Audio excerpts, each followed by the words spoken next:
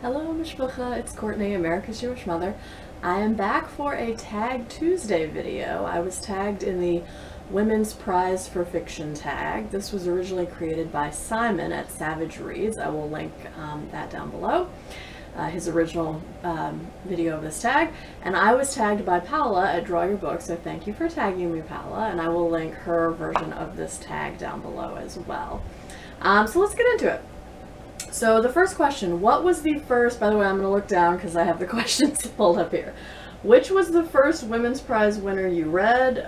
When did you read it and what did you think of it? So I think the first one, after looking through the list that I read, was Chimamanda Adichie's book, Half of a Yellow Sun. I read this sometime in the fall of 2018 and I loved it. I thought it was great. It's actually my favorite of Chimamanda Adichie's books that I've read so far, and I've read that, I've read Americana, and I've read her short story collection. I think it's called The Thing Around Your Neck. But yeah, of all of those, Half of a Yellow Sun is my favorite of hers. Question 2. Which author have you read because of the prize who has become a favorite? So I didn't necessarily read this author because she won the Women's Prize, but I really liked Tayari Jones's An American Marriage, which I read last year, and I just this morning finished her previous novel, Silver Sparrow, which we are talking about this month for my virtual book club, and I really liked both of them. Those were both 4-star reads for me. I really like her writing style, and I find it engaging, insightful, and effortless. So probably Tayari Jones. Question 3. Which favorite author of yours has yet to win the prize? So I would say Louise Erdrich. And the second person I would say, even though she's not necessarily a favorite author of mine, but I am surprised that Edwidge Danticat has yet to make the shortlist for the Women's Prize. Question 4. Which long-listed, shortlisted, or winning novel has surprised you the most and why? So I have a couple of thoughts on this one. So first, even though I have not yet read this book, although I want to, I was kind of surprised that My Sister the Serial Killer by Oyinkan Braithwaite made the shortlist in 2019, because based on what I know about the story, it seems like a prize committee could deem this sort of novel to not be sort of serious enough for consideration, so I was sort of surprised that that made the shortlist.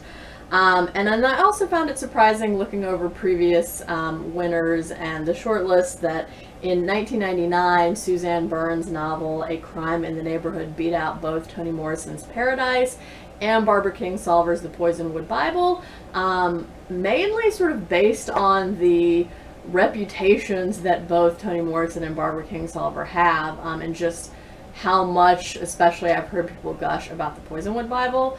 So I'm really surprised that Suzanne Byrne beat out both of those other ladies. Question 5. If you could be a judge, which 4 women would you judge the prize with and why? So because I always do the most, I came up with 2 answers for this. So the first one is just 4 women I want to meet, and this is in no way based on actual qualifications for judging the prize. But I would say Meryl Streep, who greatest living actress of our day, Angela Lansbury, Oprah Winfrey, and Laverne Cox. Now, the second answer to this question, which is more like, okay, I actually thought about who would be qualified to judge this. I came up with 4 women who I think have different talents in different areas of literature, and so I think bringing all of their talents together would create a very strong judging pool. So I came up with Chimamanda Adichie, who has herself won the prize before and is a very good novelist and essayist. Evie Shockley, who is a poet. Lynn Nottage, who is a playwright, and Cynthia Ozick, who is very strong, I think, at short stories and essays. And I just feel like if you could get all 4 of those women together in one room, I mean, oh my gosh, what like a powerhouse of literary talent you would have right there. Question 6. Which lesser known favorite author of yours would you like us all to read, and which of their books would you recommend? So I just mentioned her in the previous question. Cynthia Ozick, so she was shortlisted for the prize in 2012. Some people know who she is, but I really think more people should know who she is. I would really recommend her early collection, The Pagan Rabbi and Other Stories, which came out in, I think, 1971. And to this day, The Pagan Rabbi, I still think about it, and sometimes it still haunts me. I also really enjoyed Cynthia Ozick's 2008 short story collection, which was called Dictation, a Quartet. So that would be the person I would recommend that people should know more about. Number 7, which book published before the prize started could have won? So the prize has not been around a very long time. I think it originated in the 1990s, and I pulled a book from way, way back.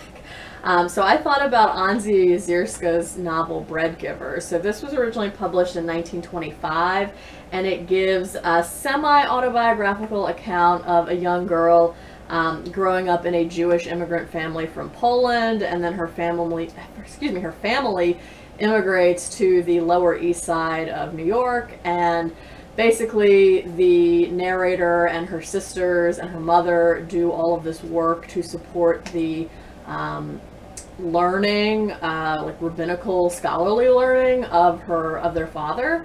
And the family is very religious, and because these old world values that they hold clash with the values of this new world in which they now find themselves, it creates a lot of tension in the family. The father keeps trying to marry off the various daughters so that they'll be married to men who have money, and then will hopefully keep supporting his study, which is seen to be sort of one of the highest possible values in very Orthodox Judaism. And anyway, it just sort of draws, or it just makes sort of further and further gap between the father and the narrator especially, and they just become sort of more and more alienated and estranged from each other over the years.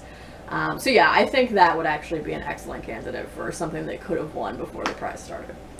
Number 8, which has been your favorite winner so far? So again, I would say probably Chimamanda Adichie's Half of a Yellow Sun, because not only was it a very well written and engaging novel, and I felt invested in what was going to happen to maybe not every single main character equally, but certainly a few of them in particular.